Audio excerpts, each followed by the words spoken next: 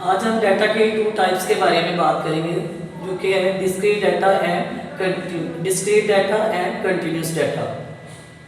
पहले हम बात करेंगे डिस्क्रीट डाटा के बारे में। ये ऐसा डाटा होता है जो कि काउंटेबल होता है, इसमें हम चीज़ों को काउंट कर सकते हैं। इसके एग्जाम्पल हम लेते हैं काउंट द बुक्स।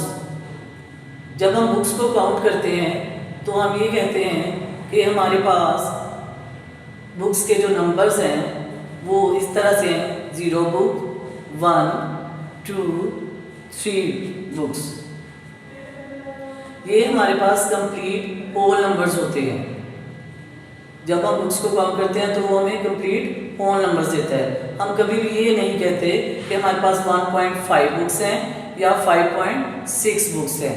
ये हमारे पास कंप्लीट होल नंबर्स होते हैं और ये वो वैल्यूज़ होती हैं, स्पेसिफिक वैल्यूज़ होती हैं जो कि काउंटेबल होती हैं। ये हमारे पास स्पेसिफिक काउंटेबल वैल्यूज़ होती हैं और ये नॉन नेगेटिव इंटीजर्स होते हैं। ये कभी भी नेगेटिव फॉर्म में हमारे पास नहीं होते। ये हमेशा से होल नंबर में होते हैं हमारे पास और नॉन नेगेटिव इंटीजर्स होते हैं। नंबर 1 काउंटेबल होते हैं और नंबर 2 नॉन नेगेटिव इंटीजर्स होते हैं। इसको हम डिस्क्रीट डाटा कहते हैं। अब इसमें हमारे अदर एग्जांपल जो हैं वो है number of people, number of pencils in a box and number of computers in a lab. ये सारी की सारी चीज़ें जो है ये हम काउंट कर सकते हैं और ये काउंटेबल चीज़ें जो हैं इसको हम डिस्क्रीट डाटा कहते हैं।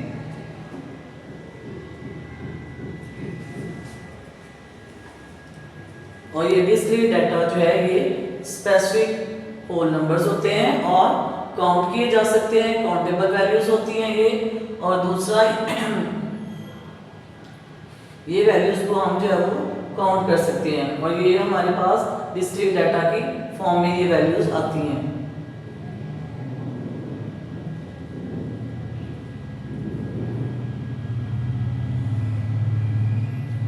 अब हम बात करते हैं कि हम डिस्क्रीट डाटा को रिप्रेजेंट करने के लिए हम कौन से मेथड यूज करते हैं। उसमें हमारे पास होते हैं bar chart, line chart. Discrete data को क्योंकि ये काउंटेबल वैल्यूज होती हैं, नॉन नेगेटिव इंटीजर्स होते हैं, तो इसको जो है हम रिप्रेजेंट करने के लिए जो है वो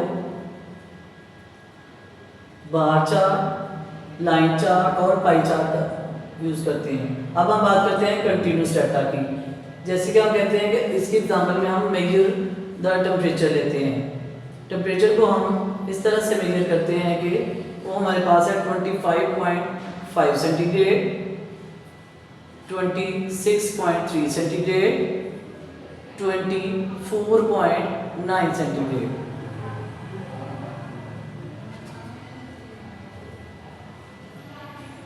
ये हमारे पास टेम्परेचर की वैल्यूज हैं जो कि पॉइंट्स में हैं और ये टेम्परेचर की वैल्यूज जो हैं ये नेगेटिव में हो सकती हैं। और ये आप ये देख रहे हैं कि ये हमारे पास ये जो कंटिन्यूस डाटा है वो डिस्क्रीट डाटा के जो है वो ऑपोजिट है। उसमें हमारे पास होल नंबर थे और नॉन नेगेटिव थे। यहाँ पे हमारे पास जो है वो डेसिमल नंबर्स भी हैं और जो है वो नेगेटिव नंबर्स भी हैं। जैसे कि हम कह के टेम्परेचर ये कंटिन्यूस डाटा जो है ये एक इंटरवल की फॉर्म में भी हमारे पास आता है। जैसे हम ये कहें कि ये -10, -100 और +100 के इंटरवल में हमारे पास आ सकता है।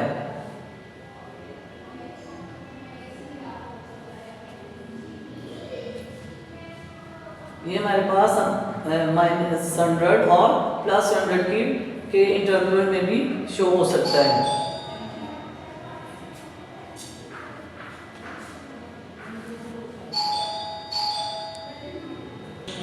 कंटिन्यूस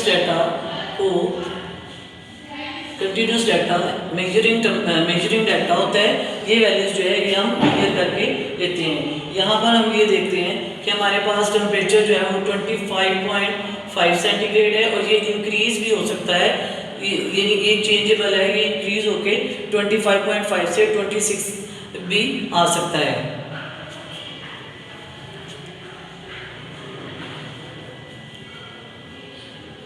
अब इसकी जो एग्जांपल है वो measuring the height of children बच्चों की हाइट के अगर हम मेजर करें तो वो भी डिफरेंट हो सकती है और वो भी पॉइंट्स में हो सकती है। इसके साथ measuring the length of trees, तो वो भी जो है वो डिफरेंट हो सकती है और जो है वो मेजर करके ही ली जा सकती है। इसको रिप्रेजेंट करने के लिए हमारे पास जो मेथड्स हैं उसमें लाइन ग्राफ है, कर्व ग्राफ है और हिस्टोग्राम भी इसके लिए, इसको रिप्रेजेंट करने के लिए हम इस्तेमाल करते हैं।